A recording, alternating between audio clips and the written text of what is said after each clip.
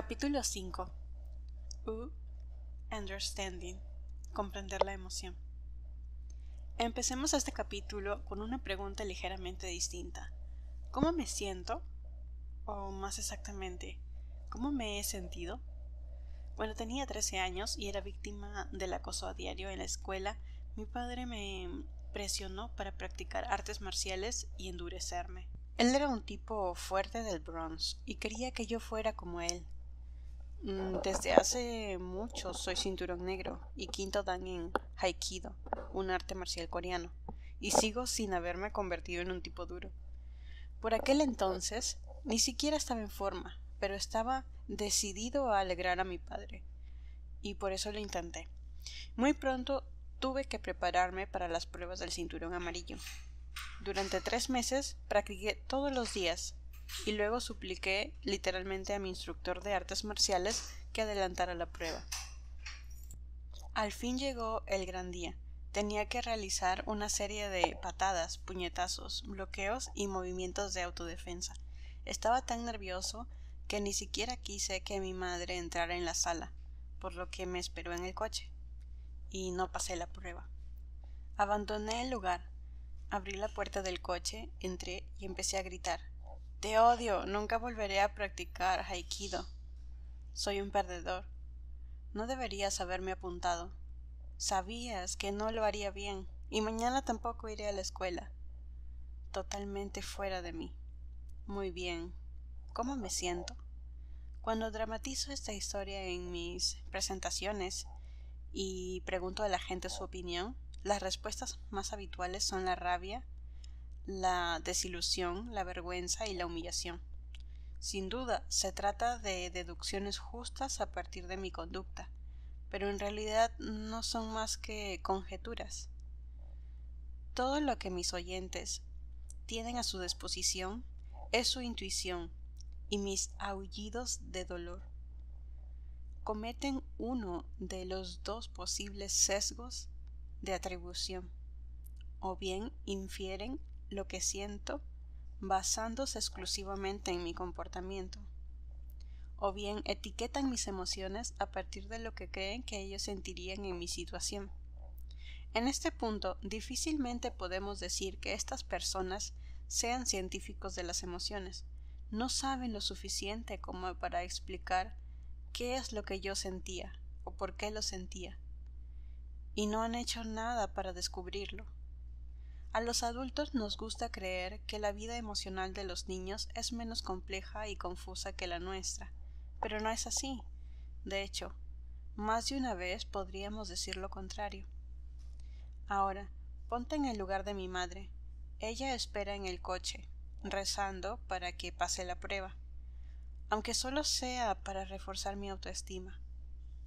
Mira la puerta del estudio e intenta descifrar mi lenguaje corporal al verme salir. Y entonces llega la bronca. Si ella tenía alguna intención de descubrir por qué yo me sentía abrumado por tan terribles emociones, mi furia aniquiló ese impulso de bondad. Mi ira despertó la suya y contraatacó gritando: «Deja de gritarme. ¿Cómo te atreves a hablarme así? Para ahora mismo. Espera que le cuente a tu padre cómo me has tratado». Eso no era exactamente lo que yo necesitaba en ese momento, pero era lo que estaba acostumbrado a recibir de mis padres. No es que ellos no quisieran hacerlo mejor, es que no sabían cómo hacerlo. Es probable que conmigo reprodujeran el trato que ellos mismos habían recibido en su infancia. El dolor no es agradable, y por lo tanto el rechazo a reconocer la infelicidad del niño o la incapacidad para afrontarla pasa de una generación a otra. ¿Qué había que hacer exactamente en ese momento? Bueno, podríamos decir que necesitábamos comprensión, y no nos faltaría razón, pero ¿qué es exactamente lo que intentamos comprender? ¿Y cómo lo hacemos? De las 5 habilidades Ruler requeridas para ser un científico de las emociones, esta es la más difícil de adquirir. En el capítulo anterior aprendimos la importancia de ser capaces de identificar nuestros propios sentimientos y de interpretar, de un solo vistazo o poco después, el estado emocional general de los demás. Y con ello, dimos el primer paso importante hacia el bienestar emocional. Ahora empieza el trabajo de verdad. Ahora es cuando tenemos que decidir si queremos comprender las causas de los sentimientos propios o ajenos, algo muy habitual con nuestras propias emociones. Muchas veces nos resulta más fácil ocultar lo que estamos experimentando en un comportamiento hermético para enfrentarnos a ello en un momento más propicio, si es que llegamos a hacerlo. Cuando exploramos los sentimientos de los demás, también hemos de afrontar el momento de la verdad. Es como abrir la caja de Pandora. No sabemos qué saldrá de ella, si nos afectará o... Y esto es lo más grave. ¿Qué se espera que hagamos al respecto? Toda esta tensión es producto de una sola pregunta. ¿Por qué? ¿Por qué este sentimiento? ¿Por qué ahora? La comprensión de las emociones empieza cuando empezamos a responder a esta pregunta. ¿Por qué tú o yo nos sentimos así? ¿Qué razón se oculta tras esta emoción? ¿Qué la provoca? No son preguntas fáciles. Quizá exista una compleja trama de acontecimientos y recuerdos en los que una emoción desencadena otra. Es habitual que una pregunta provoque otras preguntas, una sucesión de cuestiones que puede llevarnos muy lejos, como pelar las capas de una cebolla. No es de extrañar que dé miedo. En cuanto empezamos a preguntar, no hay vuelta atrás. Comprender las emociones es todo un viaje, posiblemente una aventura. Al llegar al destino, tal vez nos encontraremos en un lugar nuevo, desconocido, un lugar que quizás no teníamos la intención de visitar. Y sin embargo, ahí estamos, más sabios que antes. Tal vez más sabios de lo que queríamos ser. Pero no hay otra forma de seguir avanzando. Si nos enfrentamos a las emociones de alguien cercano, un ser amado, un compañero valioso, un buen amigo, los retos son aún mayores porque existe una posibilidad inequívoca de ser cómplices, de que algo que hemos dicho o hecho, o no hemos dicho o hecho, sea la razón que explique los difíciles sentimientos que estamos afrontando. Entonces respiramos hondo antes de empezar a profundizar. Ahora puedo imaginar que así es como se sentían mis padres durante los peores días de mi infancia. ¿Y si es culpa nuestra? La habilidad central de la comprensión es la búsqueda del tema subyacente o causa posible que alimenta la emoción. No hacemos preguntas ni atendemos a las respuestas para ofrecer una atención empática. Al escuchar buscamos un sentido que va más allá de las palabras pronunciadas. Odio la escuela y no voy a volver. Es una información importante, pero solo si sabemos qué hacer con ella. ¿Cuál es la causa? ¿A este niño le asusta algo que tiene que ver con la escuela? Es posible. A veces odiamos lo que tenemos. ¿Qué es lo que provoca el miedo? El tema subyacente es el peligro, la amenaza. Por lo tanto, quizá en este ejemplo el odio equivale a peligro, en cuyo caso sabemos qué dirección debe tomar nuestra próxima pregunta. Si preguntamos, ¿pasa algo en la escuela para que la odies tanto? Sabremos a qué hemos de atender, a una fuerte potencial de peligro. ¿Un profesor difícil?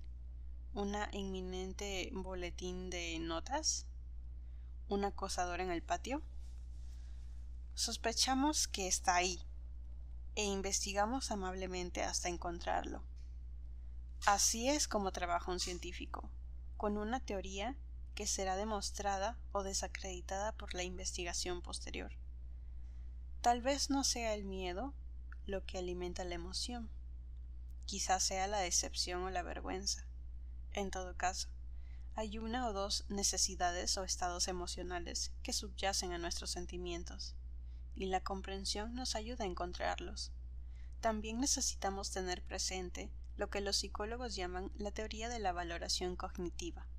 Muchas emociones, tanto positivas como negativas, tienen temas subyacentes universales, pero sus causas individuales varían de una persona a otra. A lo largo de todo el día, de forma rápida e incluso inconsciente, cada uno de nosotros evalúa situaciones o experiencias, y estas evaluaciones conducen a diferentes emociones. Sin embargo, la idea de hablar en público, que a mí me emociona, a ti te puede aterrorizar. Lo que despierta el miedo o la ansiedad en el corazón de una persona apenas se manifiesta en otra. Pero lo que importa es la experiencia individual. Eso es lo que intentamos identificar para afrontarlo mejor. Es otro aspecto del conjunto de habilidades del científico de las emociones. La capacidad de dejar a un lado nuestras propias evaluaciones a fin de comprender y empatizar con las de los demás. Adquirir la habilidad de la comprensión no siempre es un proceso fácil. Normalmente, la necesidad de comprender una emoción aumenta con su intensidad. Cuanto más poderosa, mayor es el reto.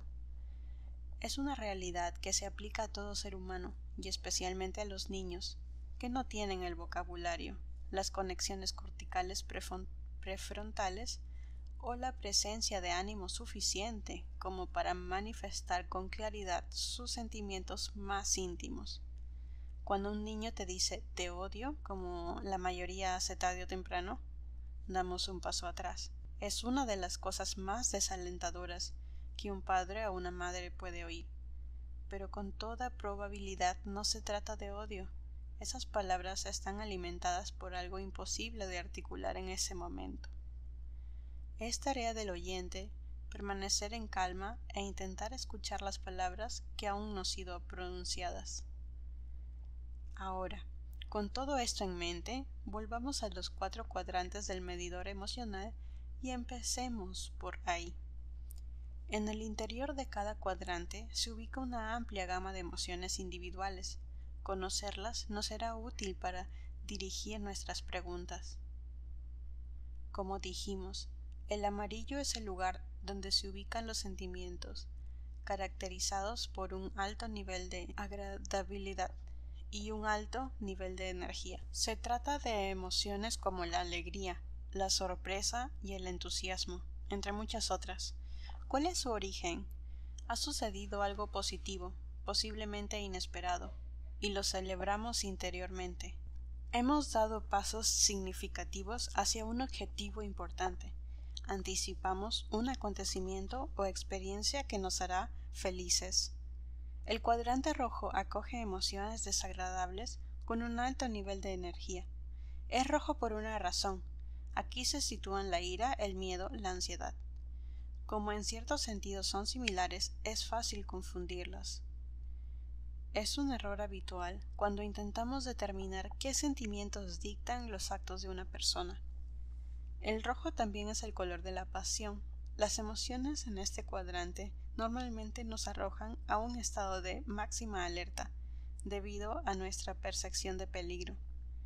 Es la respuesta de enfrentamiento o evasión que dispara nuestro ritmo cardíaco, la respiración y la presión sanguínea.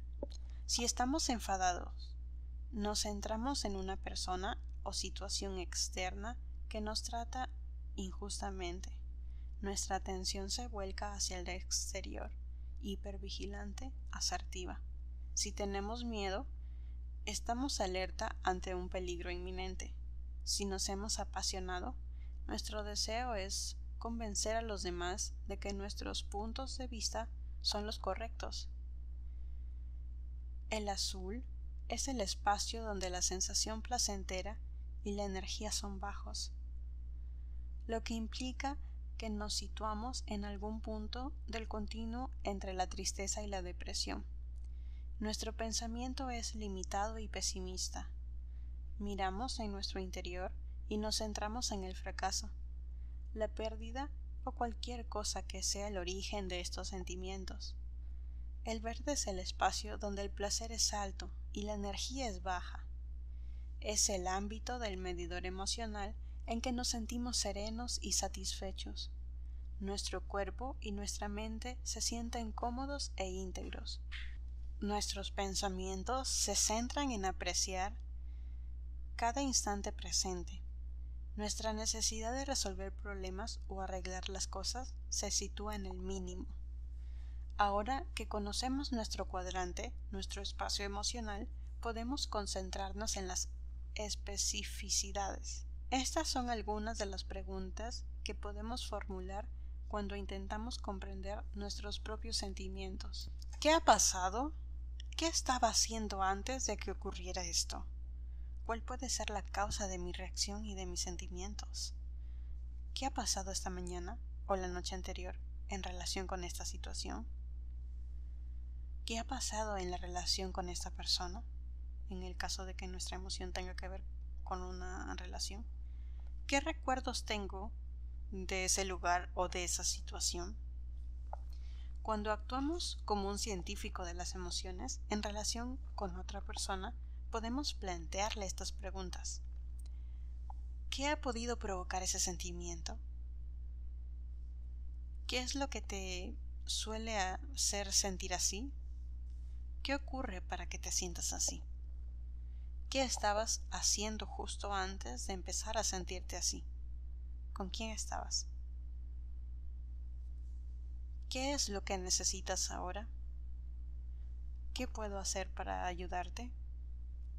Como ejercicio de clase, daremos a leer un cuento a los niños y luego les preguntaremos: ¿qué siente este personaje? ¿Por qué se siente así? ¿Qué crees que hace que este personaje se sienta así? ¿Lo que le ha pasado al personaje te ayuda a comprender sus emociones? Si a ti te pasara lo mismo, ¿cómo crees que te sentirías? Comprenderemos mejor las emociones, sus causas y sus ramificaciones si las pensamos en grupos o por parejas.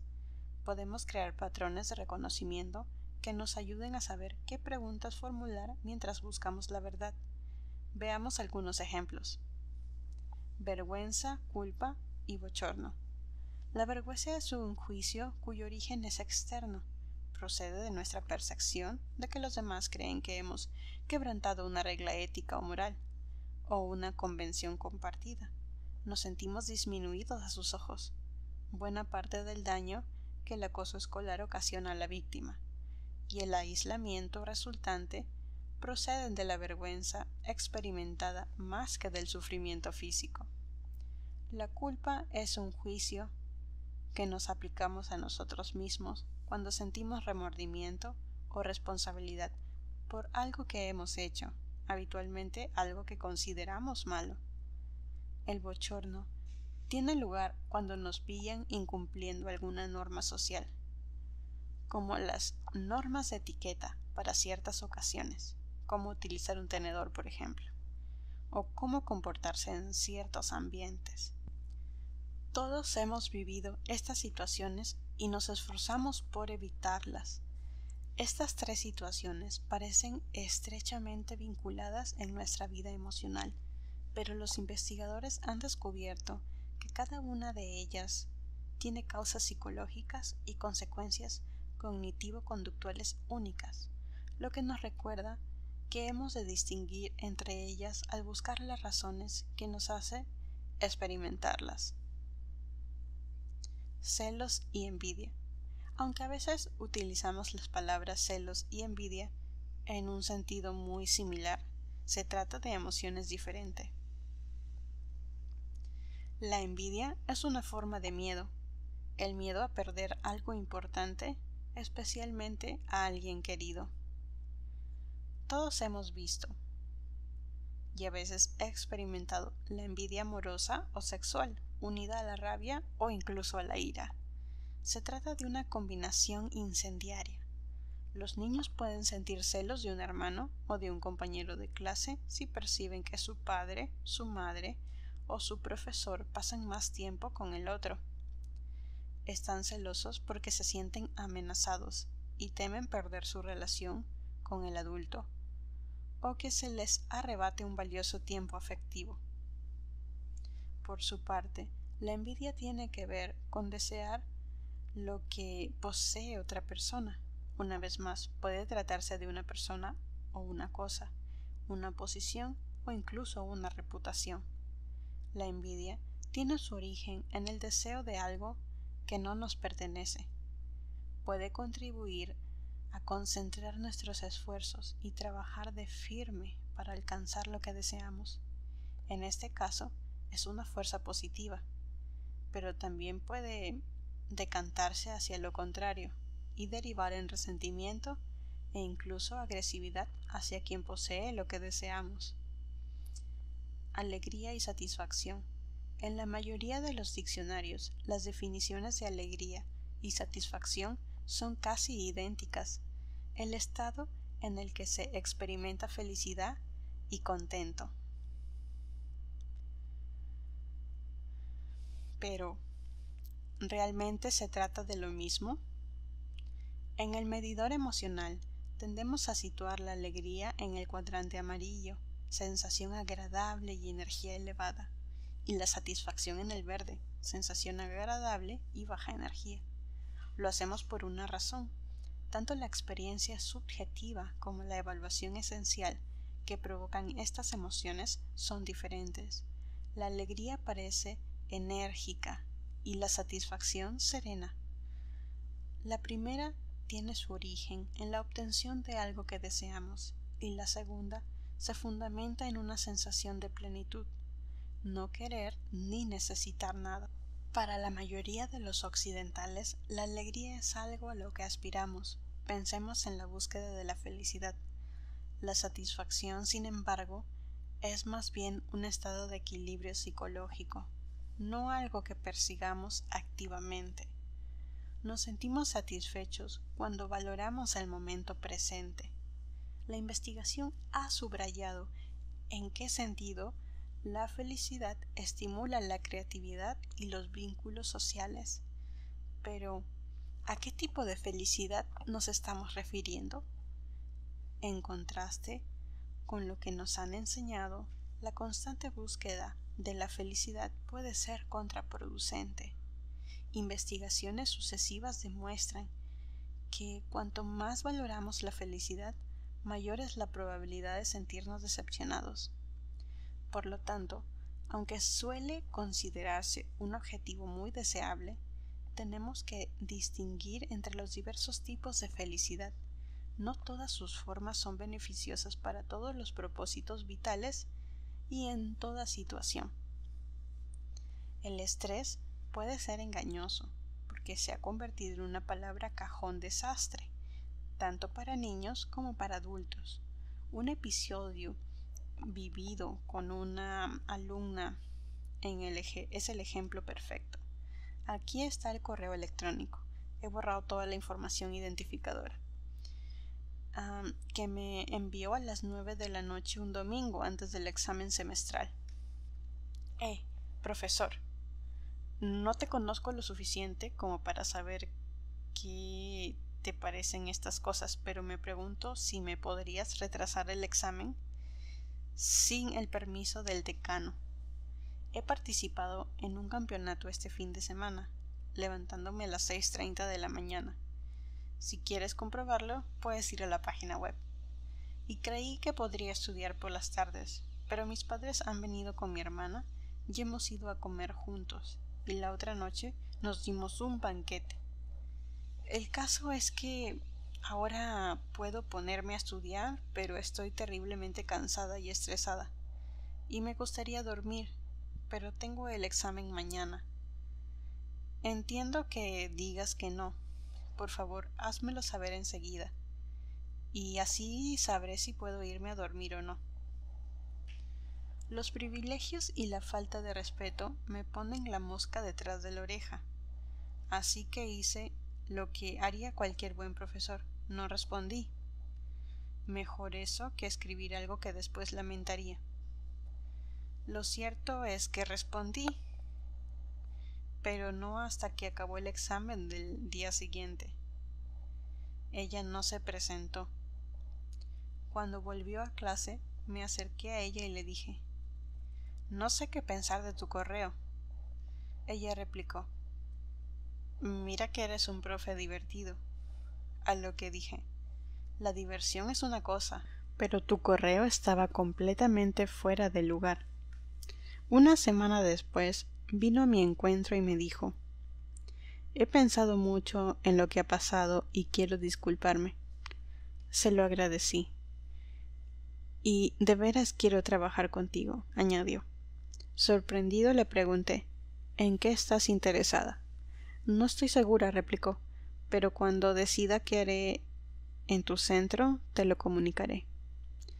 Una vez más me puse en alerta. ¿Quién tiene ese privilegio?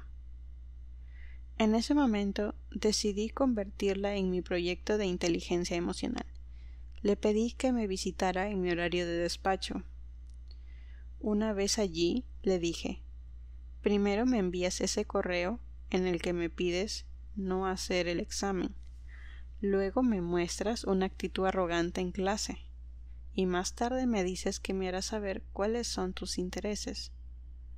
Una vez que los descubras, dime algo. ¿Qué es lo que pasa? Dijo estar sometida a un tremendo estrés, como cualquier otro estudiante universitario, pensé. ¿Qué está pasando realmente?, insistí.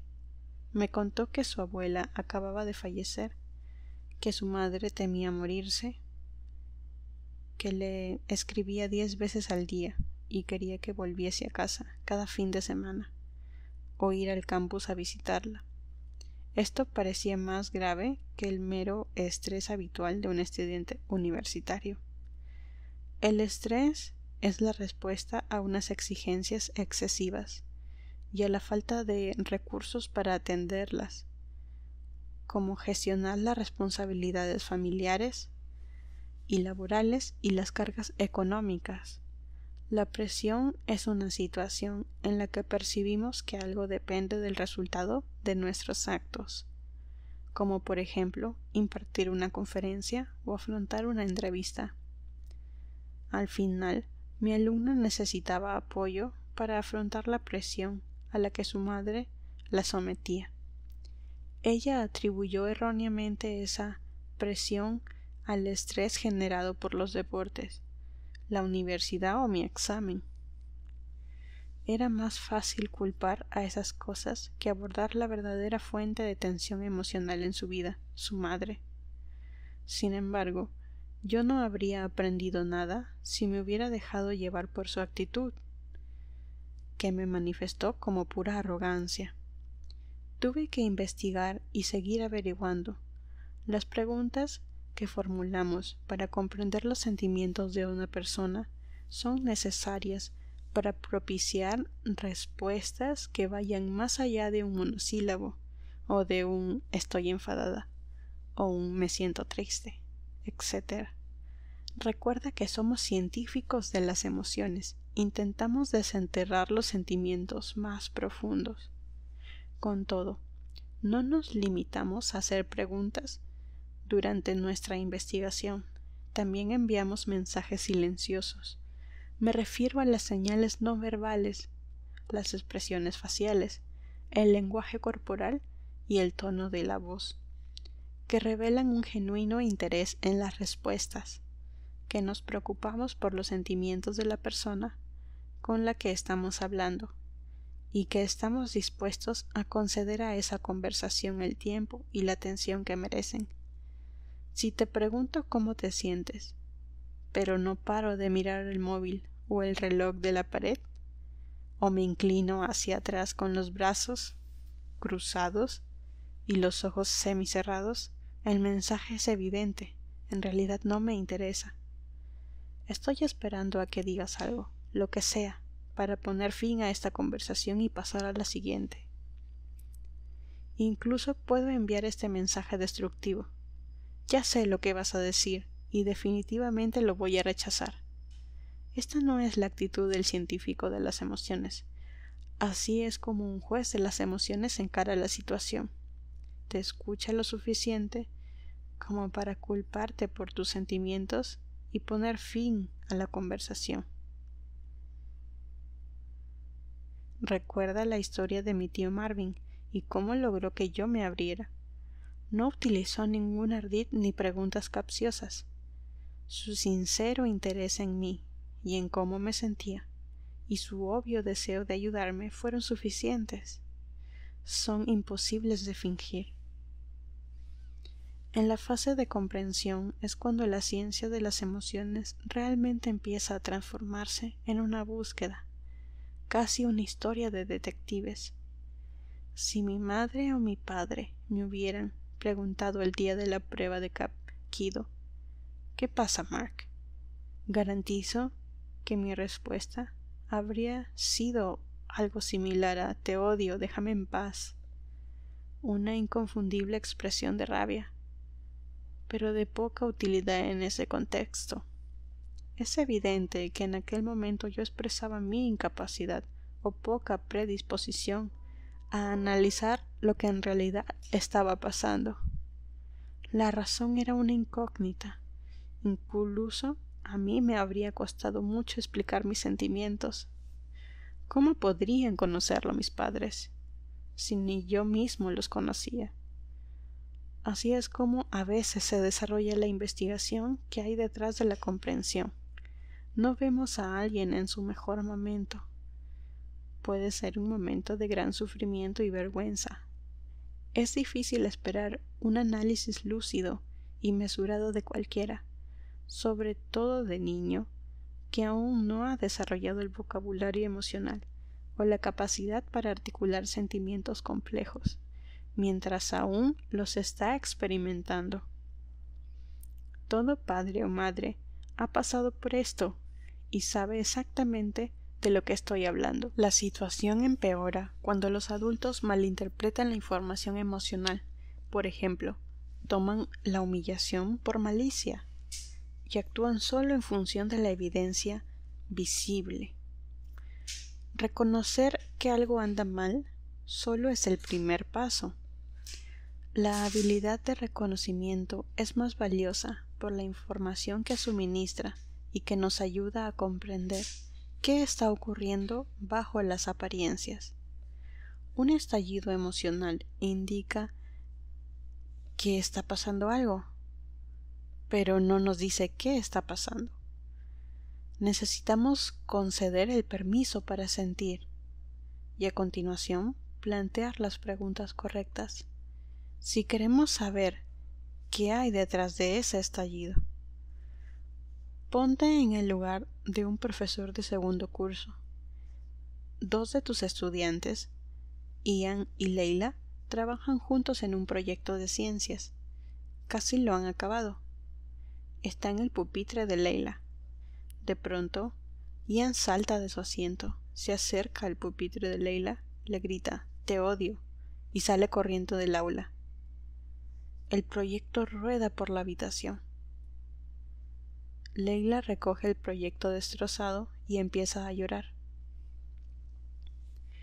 No te será fácil calmar a los niños y hacer las preguntas necesarias para averiguar qué ha pasado y por qué. Tan solo puedes conjeturar. ¿Cómo se siente la pobre Leila? Ian ha sido beligerante, incluso violento. ¿Por qué ha actuado así? Parece claro quién ha sido el agresor y quién la víctima. Si fueras su profesor, lo primero que harías sería pedir a Ian que se tranquilizara y se disculpara. Nada de lo que haya hecho Leila justifica su estallido de ira. Y tendrías razón si tu principal objetivo fuera enseñarles a los dos una lección de habilidades sociales y cuál es la conducta aceptable en clase. Este es el tipo de explosión repentina que ocurre constantemente en el aula, tal como ocurre en casa, entre hermanos. Nuestro primer impulso es restaurar el orden y volver a nuestros quehaceres.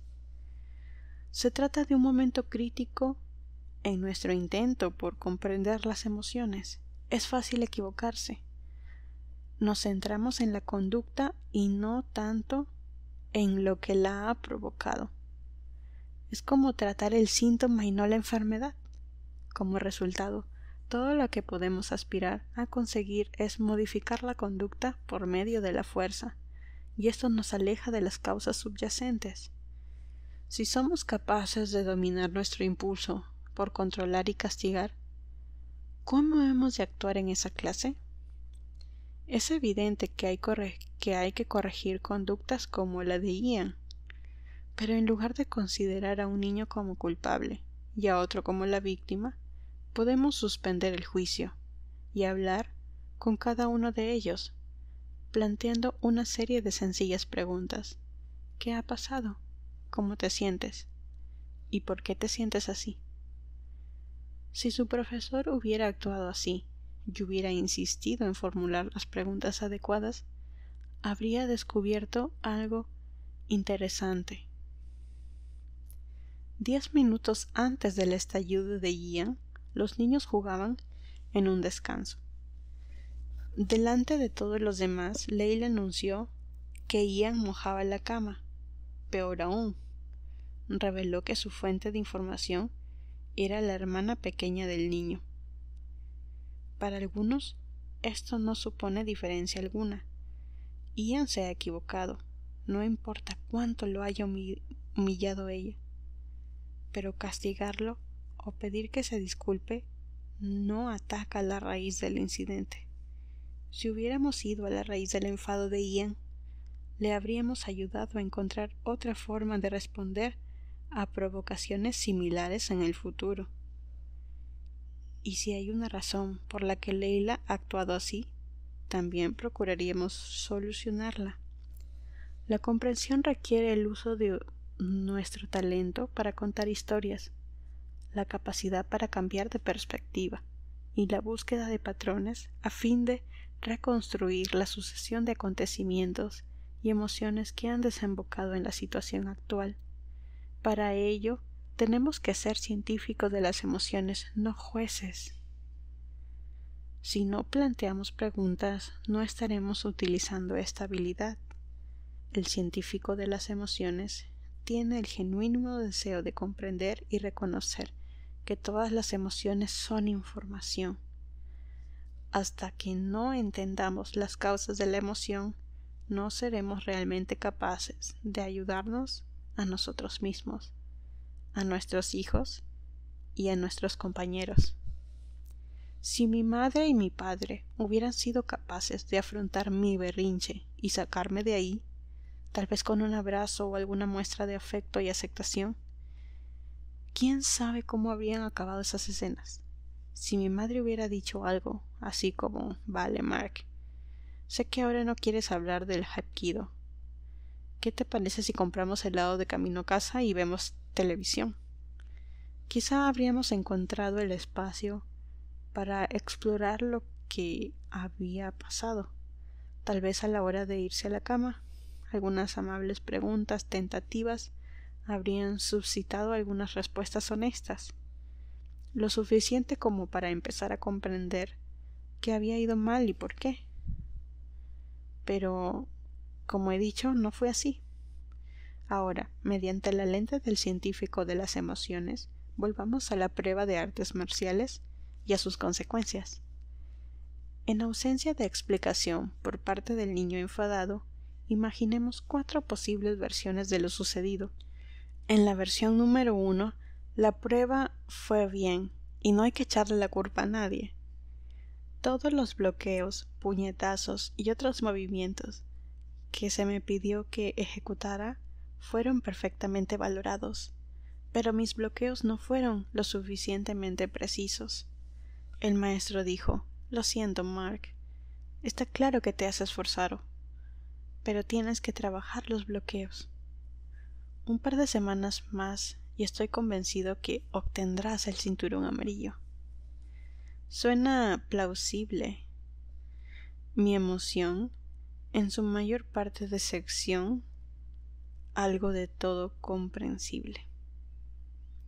En la versión número 2, el maestro se acerca a mí antes de la prueba y me dice: Mark, todo este tiempo has practicado con tu amigo Mike, pero no puedo dejar que hagas la prueba con él.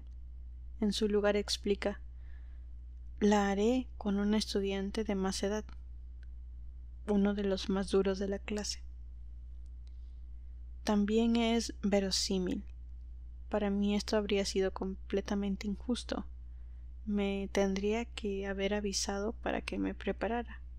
No es de extrañar que me enfadara. También me preocupa lo que el sensei pueda hacer si regreso para repetir la prueba. En la versión número 3, el maestro me pide unos movimientos que están más allá de mis capacidades y fracaso. También podría haber ocurrido. También, en ese caso, vuelvo a enfadarme por la injusticia de su decisión. En la versión número 4, fallo inequívocamente en la prueba, y justo entonces es cuando empiezan los problemas.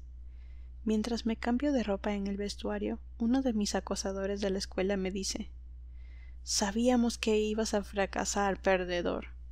Espera mañana en el autobús. A ver cómo viene en tu ayuda tu cinturón amarillo». Evidentemente, ¿cómo podía saber mi madre cuál de estas situaciones era la verdadera? No podía, a menos que iniciara el arduo proceso de plantear las preguntas adecuadas, escuchar las respuestas sin juzgarlas, sin ponerlas a prueba, y dejar que surtieran efecto, y luego plantear más preguntas. Mi berrinche no lo hizo posible.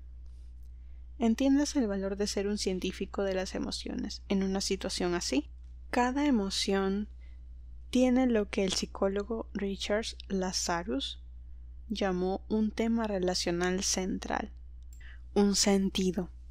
La única forma de acceder al sentido de una emoción es aprender el porqué. ¿Cómo alguien ha producido los factores situacionales que la han producido? La conducta es una pista del enigma, no la respuesta.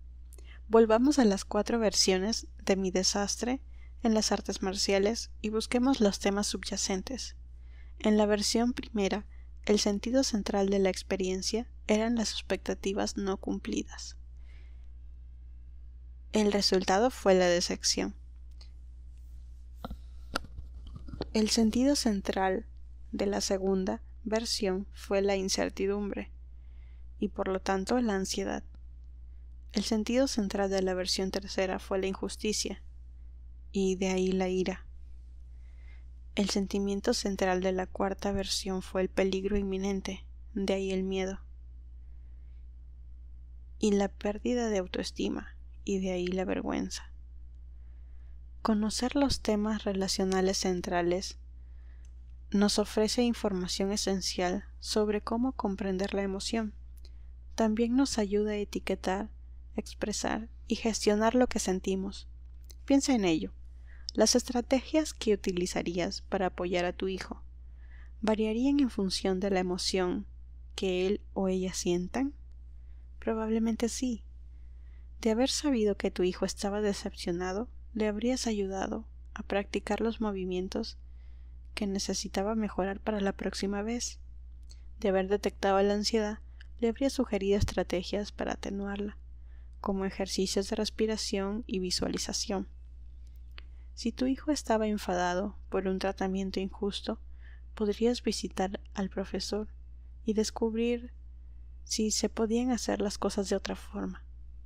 Si tu hijo tenía miedo a ser físicamente golpeado al día siguiente, era necesaria una acción inmediata, una conversación con el director o con el monitor del autobús. Si tu hijo sentía vergüenza, tal vez fuera necesaria ayuda profesional. Mi verdad de aquel día fue la cuarta versión. ¿Saberlo cambia algo? Diríamos que no. Para mí es inaceptable comportarme como lo hice. Pero no podía regular mis emociones hasta que no supiera cómo me sentía. Y era difícil hacerlo si los adultos que me estaban educando no modelaban primero las habilidades o planteaban las preguntas correctas. Somos capaces de imaginar la falta de comunicación provocada por la incapacidad de entender la conducta como una mera señal de las emociones. Por ello tenemos que ser científicos de las emociones y no jueces. Como he empezado diciendo, en cierto modo, la comprensión es la habilidad más difícil de adquirir. Necesitamos toda nuestra capacidad de análisis para responder honesta y correctamente a esta poderosa pregunta: ¿por qué? Una vez respondida, a partir de nuestras propias razones o las de los otros, por lo que sentimos algo, iniciemos una línea de investigación que puede llevar cierto tiempo. ¿Qué ha provocado esa emoción? En cuanto tenemos una respuesta, la siguiente pregunta se plantea al instante: ¿por qué? De entre todas las posibles reacciones, esa en particular. En algún momento hemos de sentir que hemos respondido al original ¿por qué? Pero si nos quedamos cortos, jamás comprenderemos nuestras emociones. A veces lo admito. Hay que ser muy valiente para seguir la investigación hasta el final. Entonces, es cuando nuestras habilidades nos convierten en científicos y dotados de una verdadera motivación. Esta habilidad nos permite ser mejores amigos, mejores miembros de nuestra familia, estudiantes, compañeros y parejas. Ahora que hemos aprendido a comprender una emoción, estamos listos para dar el siguiente paso: etiquetarla.